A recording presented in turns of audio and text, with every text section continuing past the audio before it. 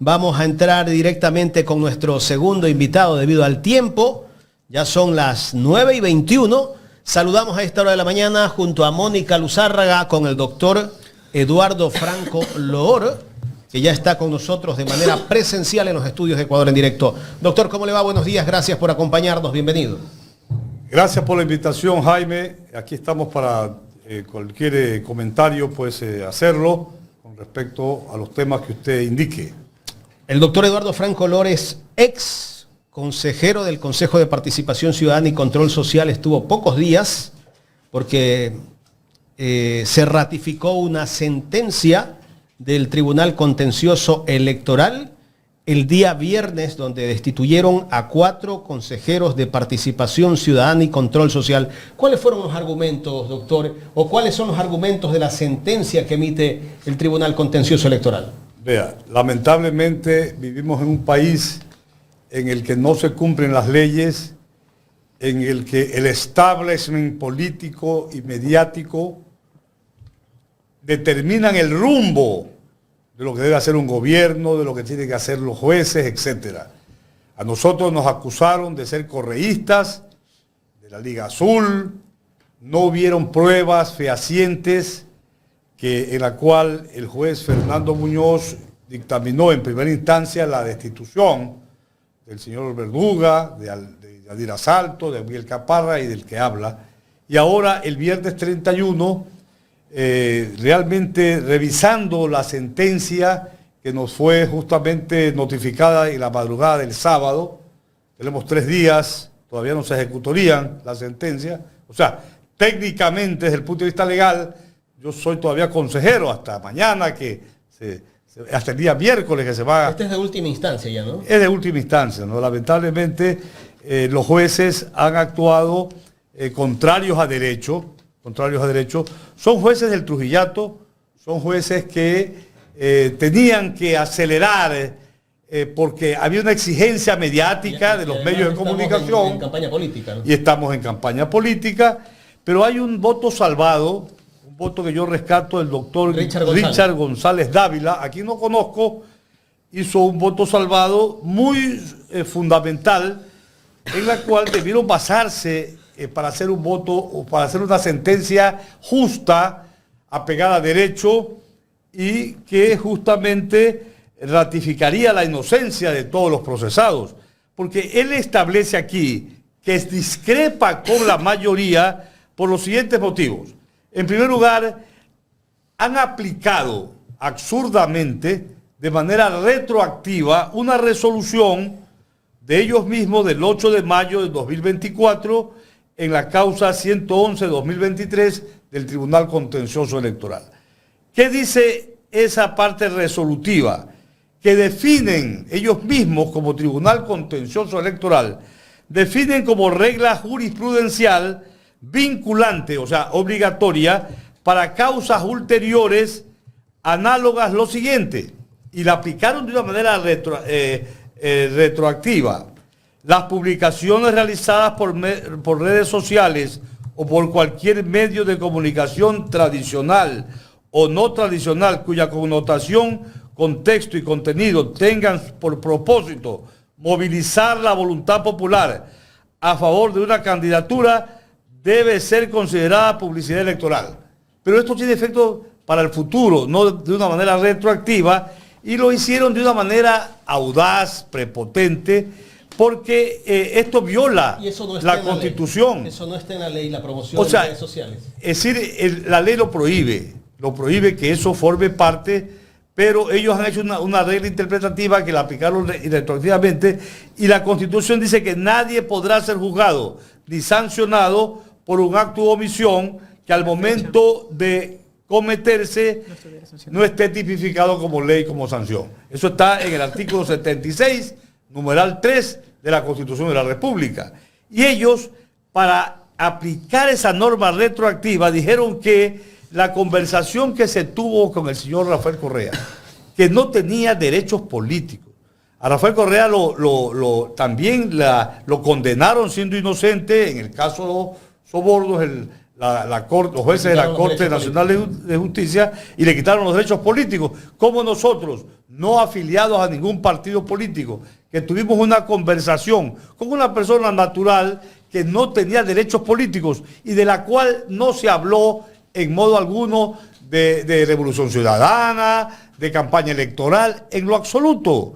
A través de redes sociales, es una contradicción. Nosotros jamás... Las redes sociales no están consideradas como medios... No estuvieron en su momento. No, pues no estaba en ese momento, eso fue la conversación a fines de enero del 2023. Lo hicieron retroactivamente la ley y eso viola la Constitución. Viola la Constitución de manera definitiva. Además, hay otro asunto que Richard Dávila establece y nosotros lo hemos obtenido. Richard González Dávila, que el memorándum que presentó el señor Enrique Pita, vicepresidente del Consejo Nacional Electoral, dando a conocer que se habían revisado las redes sociales y que estábamos en campaña política, nunca fue contradicho, no fue prueba dentro del expediente. Sin embargo, eso es el motivo, uno de los motivos fundamentales para aplicar esta destitución que es injusta y que nos abre el camino para presentar alguna acción extraordinaria de protección ante la Corte Constitucional del Ecuador o ante instancias internacionales, porque han hecho tabla rasa la doctora Ana Abril, la doctora Coloma, el doctor Viteri y el doctor Ortega, entiendo que era el juez ponente, de elementos fundamentales. Yo, como jurista, como abogado, debo rechazar esta sentencia de última instancia, por supuesto, que ha complacido indudablemente a los partidos políticos, al gobierno, a los medios masivos hegemónicos del Ecuador, que tenían un direccionamiento en contra de nosotros. Y mire que en una parte de la sentencia ellos dicen, las pruebas para demostrar acá está, disculpen, hay una parte en que prácticamente actúan de una manera subjetiva, dice, lo dicho tiene su asidero en tanto nos encontramos frente a cargos de elección popular que integrarán un organismo de control que entre sus funciones se encuentran la designación de varias autoridades de diferentes instituciones del Estado y la lucha contra la corrupción. De allí la necesidad de su neutralidad, lo cual no fue observado por los denunciantes. Es decir, nos indican que como teníamos nosotros como Consejo de Participación Ciudadana elegir autoridades, íbamos a actuar con parcialidad. Adelantándose al futuro. Adelantándose al futuro, exactamente, Mónica. Adelantándose al futuro, lo cual un juez no puede hacer. Aquí viene una parte importante, doctor, y que creo que la ciudadanía necesita comprender este principio de legalidad, este principio taxativo que rige a los procesos sancionatorios y que también es común en el derecho penal cuando nosotros describimos las infracciones y paralelamente también describimos la sanción que le corresponde a dicha infracción que está prevista en la ley, que está tipificada en la norma. Y aquí vienen dos situaciones. La primera de ellas es que la ley de participación ciudadana sí establece que es una prohibición ser o postularse o permanecer en el cargo si yo he sido en algún momento directivo de un partido o movimiento político o si he desempeñado en algún momento una dignidad de elección popular en el mismo lapso. Pero luego también hay una prohibición que es la codificación del reglamento de promoción de participación, en la cual se dice que está prohibido que partidos o movimientos políticos, organizaciones sociales, servidores públicos, candidatos o ciudadanos realicen actos de proselitismo en contra o a favor de uno de los consejeros de participación ciudadana.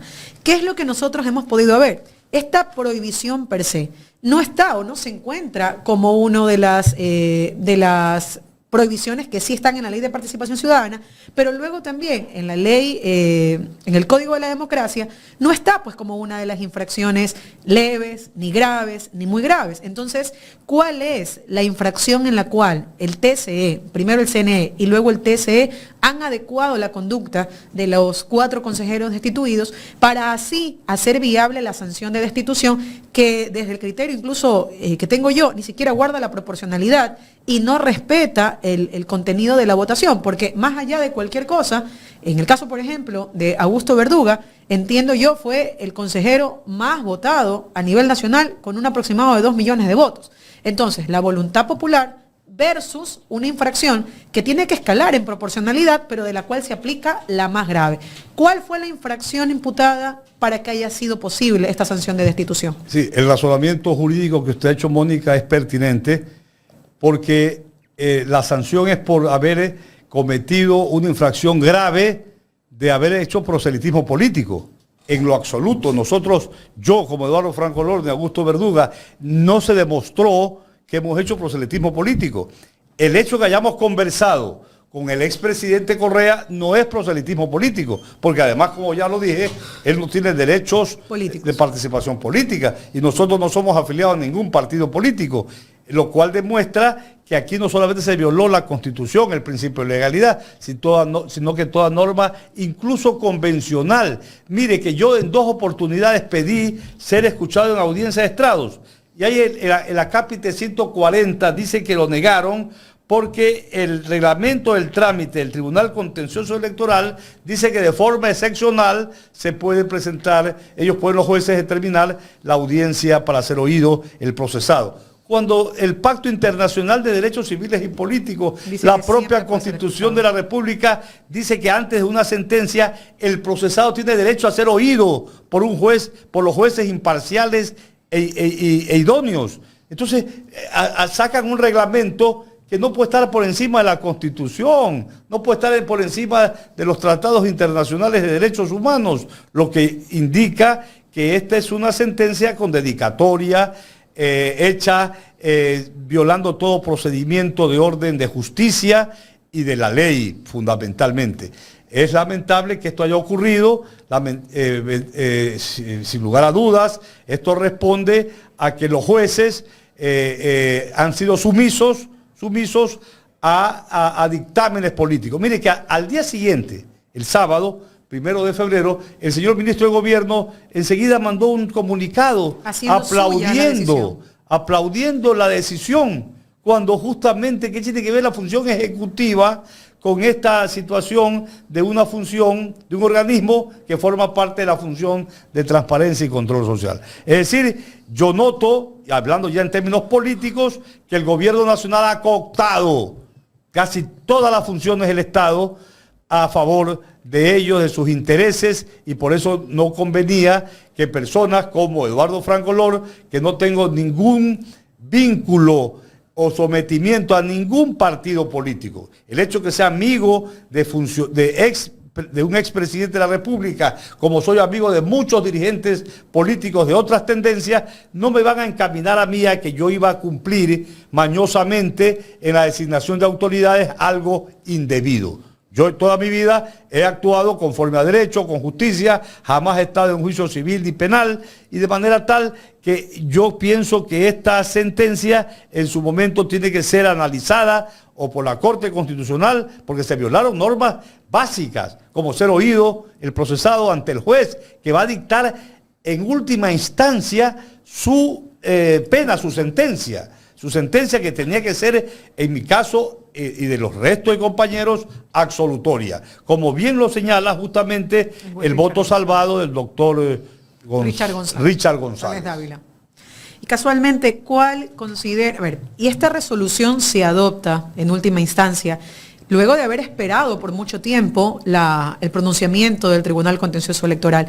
Y parece que cobró celeridad, no sé si usted coincide, con la llegada de Diana Salazar, el allanamiento que se realiza a las instituciones del Consejo de Participación Ciudadana, este acto atroz que pudimos ver casi que en presencia nacional de esta fiscal tomando de manera indebida el celular de Augusto Verduga del bolsillo, y luego automáticamente se activó el Tribunal Contencioso Electoral, y de cara a unas 2 semanas determinantes en materia electoral.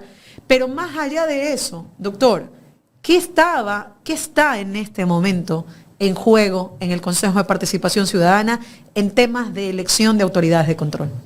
Indudablemente lo que falsamente se nos imputaba a nosotros, que nosotros íbamos a controlar las designaciones de las autoridades de control. El juego está en que ahora quieren ellos dirigir y poner en las instituciones del Estado, en los concursos de fiscalía, etcétera, a gente que sean justamente serviles a sus intereses.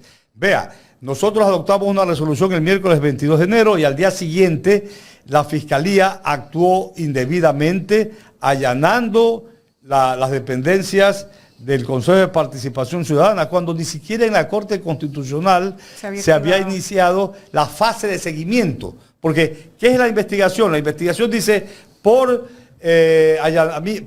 usurpación de funciones e incumplimiento de decisiones legítimas de autoridad competente. Resulta que no puede haber, digamos, que nosotros hemos actuado fuera de derechos. Yo era consejero, todos los que habíamos adoptado una resolución el miércoles 22 éramos consejeros en funciones y todavía no había la sentencia del diciembre del 2024 de la Corte Constitucional. Se había dicho que había un incumplimiento. Todavía sigue en fase de investigación y entiendo que el viernes 24 de enero hubo la aclaración y ampliación que fue negada, pedida por el señor González, y la Corte Constitucional fue muy clara en esa resolución del viernes 24 de enero, y el lunes 27 de enero el Consejo de Participación Ciudadana dimos marcha atrás, porque había un elemento nuevo que la Corte Constitucional dijo que el señor Richard, entiendo, el actual consejero, el actual superintendente de bancos, apellido Rodríguez, creo, Rodríguez Bonbúfal, Romero Bonbúfal, tenía que posesionarse. Y en la tarde de ese día, lunes 27 de enero, el señor Romero Bonbúfal se posesionó como superintendente de bancos. Y la Corte no ha dictaminado que hay incumplimiento, de manera tal que la investigación es inoficiosa, lo de la Fiscalía. Yo estoy seguro que la Corte Constitucional va a establecer que realmente no hubo ninguna fase de incumplimiento de la sentencia de diciembre 5 del 2024.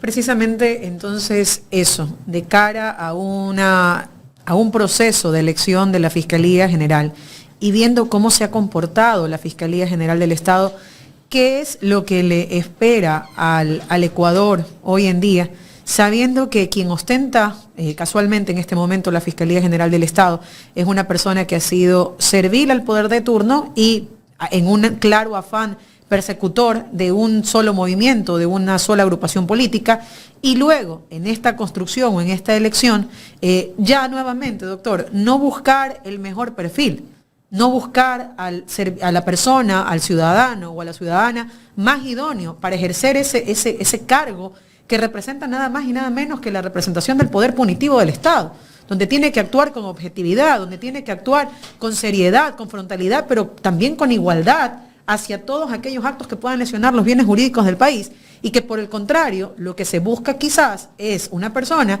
que a manera de continuidad de la fiscal Diana Salazar se dedique a hacer exactamente lo mismo que se ha venido haciendo hasta este momento. Ni siquiera y esto eso. Ya se lo pregunto como profesor, como docente, como abogado. Yo creo que ni siquiera eso, porque mire, el trámite para el concurso no ha empezado. La doctora Diana Salazar termina su periodo en abril del presente año. Tenga la seguridad. Ojalá esté equivocado. Pasarán todos los meses de 2025 y doña Diana Salazar seguirá como fiscal general subrogante. En periodo prorrogado. En periodo prorrogado, porque basta que pidan una consulta al Procurador General del Estado, como ocurrió con el Consejo Nacional Electoral, que tiene suplentes y no reemplazaron los suplentes a los principales que habían terminado su periodo, y el Procurador dirá, sigue en funciones. Y no habrá ningún concurso, ni siquiera porque doña Diana Salazar se ha caracterizado como ser una funcionaria que lleva la batuta en la persecución política a una tendencia política ideológica muy clara en el país. Pero eso es lo que... A ver, hay un tema, por ejemplo, la Procuraduría General del Estado, casualmente ante la consulta de la ciudadana Kronfle, ha dicho, yo jamás, y lo dijo así, yo jamás he dicho que los consejeros tienen que quedarse, que tienen que prorrogarse. Eso no ha sido un pronunciamiento de la Procuraduría General del Estado. Es más, los argumentos que utiliza Daniel Noboa hoy en día para mantenerse, por ejemplo, en hoy soy presidente, mañana soy candidato, casualmente responden también es que la Procuraduría dijo que ellos no se pueden pronunciar. Entonces, ¿hasta qué punto esta institución, este abogado del Estado, que es la Procuraduría General del Estado, por un lado, emite un pronunciamiento y por otro lado te dice, no, yo no soy la institución que tiene que responderte esto. Claro. Esa es la función que constitucionalmente le corresponde a la Procuraduría General del Estado. No, por supuesto, el procurador no puede ser el árbitro del derecho y de los conflictos en las instituciones del Estado, pero la Corte Constitucional sí podría intervenir, pero no lo hace porque también entiendo que ese organismo tiene sus vaivenes políticos. Lo que está pasando con respecto al decreto 500, etcétera, ya han dicho que tienen un voto de mayoría a partir del 23 de enero, pero no lo dan a publicidad porque el voto salvado... Calculan, o sea, son calculadores, indudablemente. Vea, hay un quiebre el Estado de Derecho en el Ecuador. Y ojo, porque allá también hay gente que pese a ser jueces constitucionales y no tener, y en la razón de ser, no deberían tener ningún tipo de línea política. Y tenemos al juez Herrería, que fue hasta el Partido Social Cristiano, y nadie dice absolutamente nada. Y es una persona. Y primero que fue elegir democrática. Y claro, y ahora servil, porque por el voto salvado de él, que en teoría es el voto que está en contra, o que disiente del voto de mayoría, es que está estancada el pronunciamiento, un pronunciamiento que es exigible hasta por salud mental de los ecuatorianos y para quitarle como bandera de lucha, si se quiere, al gobierno nacional, esto de que yo no sé qué hacer, es que no hay normativa, es que no sé cómo interpretar la norma, es que la norma no me obliga. Entonces, desde el derecho, doctor, ¿cree usted que las instituciones nos quedaron debiendo? Por supuesto, nos quedamos debiendo y digamos... la única solución es que el pueblo ecuatoriano el día domingo 9 el próximo domingo 9 de febrero tome una decisión trascendental para dar con el traste con toda esta estructura del Estado que está a punto de perecer realmente y ojalá que el pueblo sepa elegir a las nuevas autoridades. Y recuperar la institucionalidad de nuestro país. Ojalá. Siempre tengamos fe y esperanza en mejores días para el país, porque las instituciones están en este momento en una etapa de debilidad. La Constitución no vale para nada, lo ha aprobado el presidente que tiene a sus secretarias por horas como presidenta temporal y la vicepresidenta electa en las urnas la han avasallado, la han pisoteado, la Corte Constitucional no hace nada, todo lo calcula. Entonces, hay instituciones que no sirven para nada. Lamentablemente esa es la realidad del país. Y han dialogado usted, Yadira, Augusto también, sobre cuáles son las acciones que van a tomar ahora una vez que sean notificados legalmente con respecto a la resolución adoptada por el TCE. Bueno, no, yo no he conversado con Augusto, salió de vacaciones, entiendo está fuera del país, con Yadira tampoco, pero lo voy a hacer en las próximas horas para poder alentarlas a las compañeras y al compañero. Y hay que tener fe que las cosas van a cambiar. A mí no me van a doblegar, nadie me va a doblegar y yo voy a seguir luchando por un país mejor, por un Ecuador distinto, por instituciones renovadas, porque se cumpla con la Constitución y la ley. Tengo 42 años de profesor universitario de Derecho en la Facultad de Comunicación Social y caramba, yo no me doy por vencido ni tengo miedo a nada, solamente a Dios y seguimos en la lucha por un país mejor. Agradecemos al doctor Eduardo Franco por su presencia, por lo que nos ha dicho el día de hoy y esperamos verlo en otra ocasión.